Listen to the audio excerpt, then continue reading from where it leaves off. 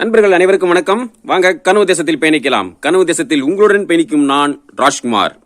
நண்பர்களே, இன்றைய பதிவில் இதை பற்றி பார்க்க போறோம் அப்படின்னா, செஸ் போட்டியில் உலக சாம்பியன் பட்டம் வென்ற குகேஷ் தெலுங்கனா தமிழனா, சாட்டையை சீண்டிய தெலுங்கு வெறியன், இதற்கு தம்பியின் தரமான பதில். இதை பற்றி தான் இந்த காணொலியில கொஞ்சம் விரிவா பார்க்க போறோம். வாங்க காணொலிக்குள்ள போலாம்.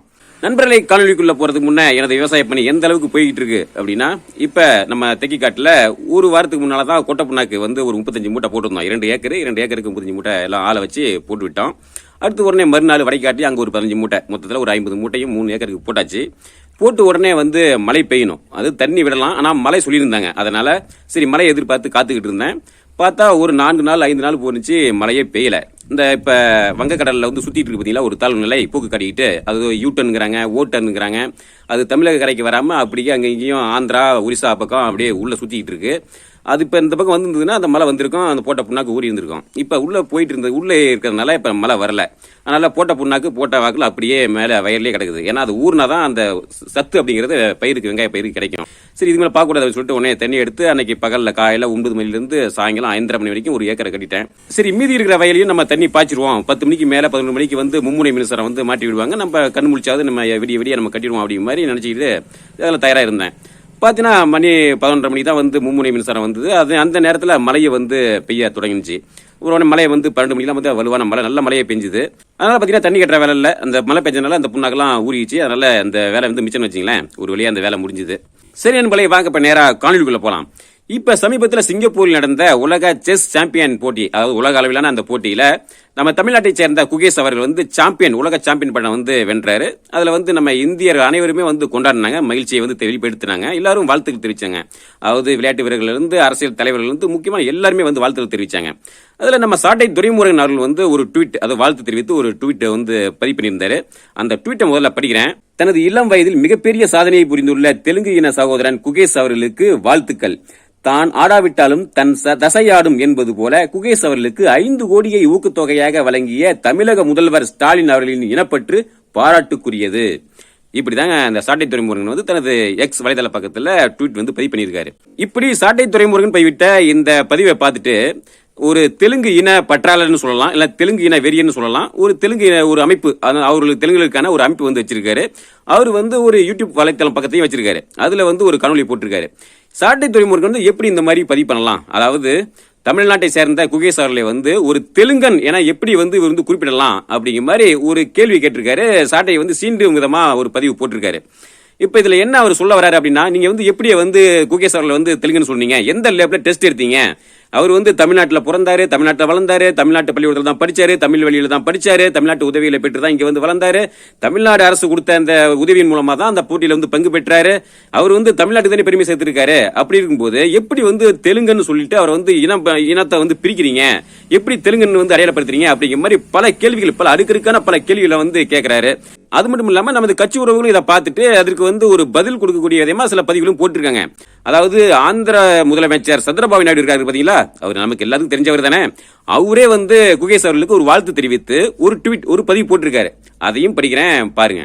Heartily congratulations to our very Telugu boy, Indian Grandmaster Kukesh on scripting history in Singapore by becoming the world's youngest chess champion at just 18.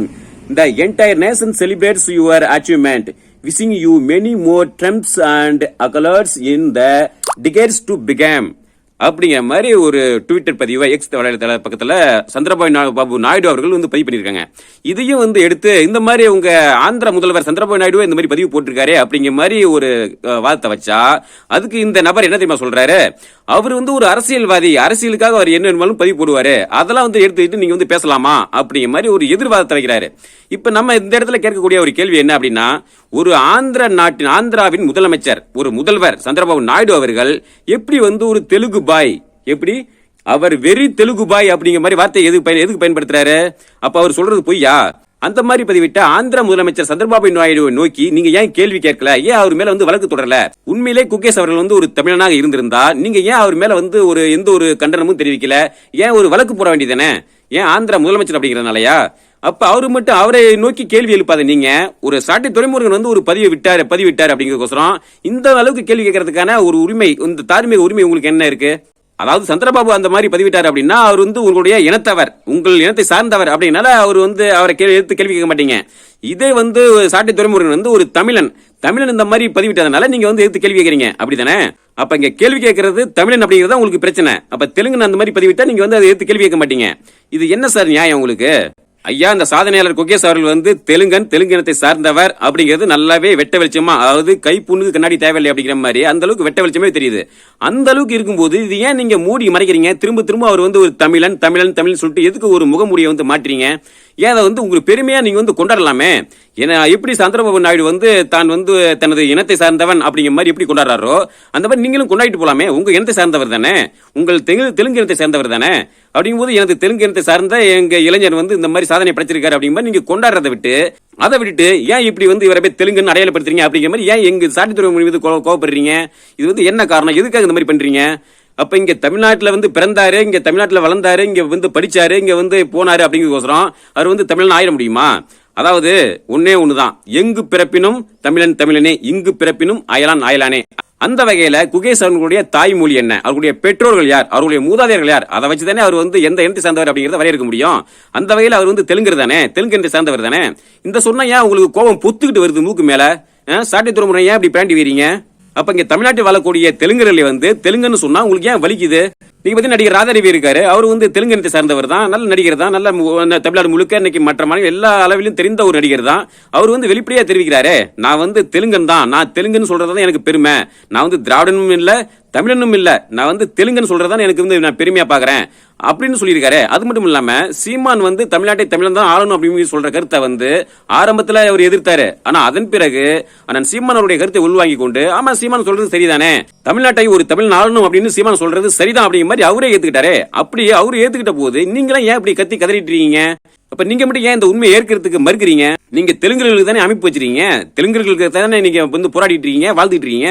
அப்படிங்கும்போது உண்மையை ஒத்துட்டு போக வேண்டியதானே. இதுல என்ன உங்களுக்கு கஷ்டம் இருக்கு, வழி வருத்தம் இருக்குது? ஆக மொத்தத்துல தெலுங்குகளுக்குன்னு அமைப்பு வச்சுட்டு தெலுங்குகளுக்கு உரிமைக்காக நீங்க வந்து இங்க பாடுபடுவீங்க, போராடுவீங்க. ஆனா உங்களை வந்து தெலுங்குன்னு சொல்லி அடையாளப்படுத்தக்கூடாது. தமிழனுங்கிற போர்வையில இங்க இருந்துகிட்டு இங்க தமிழர்கள் வந்து தமிழர்களுடைய உரிமையை வந்து பறிச்சுட்டு நீங்க வாழணும், அதானே நீங்க எதிர்பார்க்கறீங்க. அப்ப நீங்க ஒரு வகையில தமிழர்கள் வந்து ஏமாத்தணும், தமிழர்களை வந்து ஏமாத்தி பிழைக்கணும் அப்படிங்கிற ஒரு சுயநலத்தோட தானே நீங்க வாழ்ந்துட்டு இருக்கீங்க. இது எப்படி வந்து ஒரு நியாயமாகும், அறமாகும்? அதாவது நண்பர்களே, இந்த மாதிரியான நபர்களுடைய அந்த உள்நோக்கத்தை வந்து நம்ம முதல்ல புரிஞ்சுக்கணும். தமிழர்கள் நாம வந்து முதல்ல புரிஞ்சுக்கணும், ஏன் இந்த மாதிரி பேசுறாங்க. தங்களுடைய இன அடையாளத்தை மறித்து தன்னை தெலுங்குன்னு சொல்லிக்கிறாங்க. ஆனா அதே சமயத்துல அவங்க தெலுங்குகள் அப்படின்னு சொல்லிட்டு நம்ம அடையாளப்படுத்தினா அவங்க வந்து கோபம் வருது. அப்ப இந்த மாதிரியான நபர்களை, போலியான நபர்களை வந்து நம்ம வந்து அடையாளப்படுத்தணும். அப்ப நாம தெரிஞ்சு கொள்ள வேண்டியது, நம்ம உணர்ந்து கொள்ள வேண்டியது என்ன அப்படின்னா, தமிழர்கள் நாம தான் நம்ம எந்த அளவுக்கு வந்து ஒரு முட்டாள்தனமா இங்க வாழ்ந்துட்டு இருக்கோம், தமிழர்கள் வந்து அடிமையா இருந்துட்டு இருக்கோம் அப்படிங்கறத நாம முதல்ல உணரணும். நாம உணர்ந்துட்டோம், அதாவது பொதுவா நாம் தமிழர் கட்சியில் இருக்கவங்க நாம வந்து உணர்ந்துட்டோம். ஆனா இதை உணராத தமிழர்கள் வந்து நிறைய பேர் வந்து இது வந்து தவறான ஒரு கருத்திலேயே, தவறான ஒரு எண்ணத்திலேயே வந்து இருந்துட்டு இருக்காங்க. அவங்களுக்கு வந்து நம்ம புரிதல் ஏற்படுத்த வேண்டிய ஒரு சூழ்நிலை நம்ம இருக்கும். இது போன்ற நபர்களுடைய உண்மை முகத்திரையை வந்து நம்ம கிழித்து தொங்கவிட வேண்டும். சரி நண்பர்களே, இந்த தருணத்துல இந்த பதிவு வந்து உங்களோட பகிர்ந்து கொள்ளதான் இந்த காணொலி. மீண்டும் அடுத்த ஒரு காணொலி சந்திப்போம். அதற்கு முன்னால இந்த காணொலி சம்பந்தமா, இந்த ஒரு பிரச்சனையை சம்பந்தமா ஜப்பா கேர் வலைவலியில உடனே வழி தமிழா ஜபக்குமார் வந்து ஒரு காணொலி பதிவு பண்ணிருக்காரு. அந்த காணொலி அவசியம் பாருங்க. ஏன்னா அதுல வந்து குகேஷ் அவர்கள் வந்து தெலுங்கன் தான் அப்படிங்கிறது, தெலுங்கத்தை சார்ந்தவர் அப்படிங்கிறதுக்கான நிறைய ஆதாரங்களை வந்து அதுல வந்து கொடுத்திருக்காரு. அதனால அந்த காணொலியும் பாருங்க. சரி நண்பர்களே, மீண்டும் அடுத்த ஒரு காணொலி சந்திப்போம். நன்றி, வணக்கம்.